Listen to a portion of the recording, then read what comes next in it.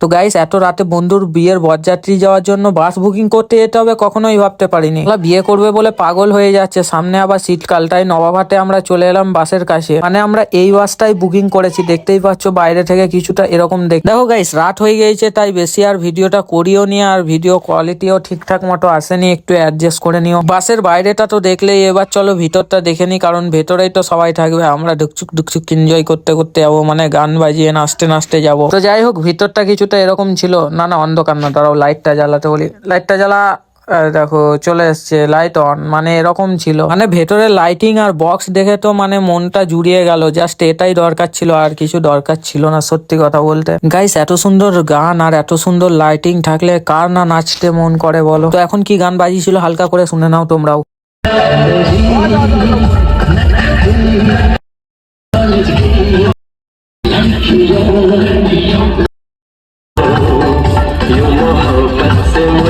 তো যাই হোক, পুরো গানটা শোনাতে পারবো না, নাহলে এখনই কপিরাইট পড়ে যাবে। তো আমরা এখন রকেটের স্পিরিটে বাড়ি যাই। আর হ্যাঁ, বাসটা ছিল হচ্ছে ট্যুরের জন্য, এক জায়গায় ট্যুর ছাড়বো, তার জন্য বাসটা করেছি। তো তোমাদের সঙ্গে একটু প্র্যাঙ্ক করলাম জাস্ট। বাই।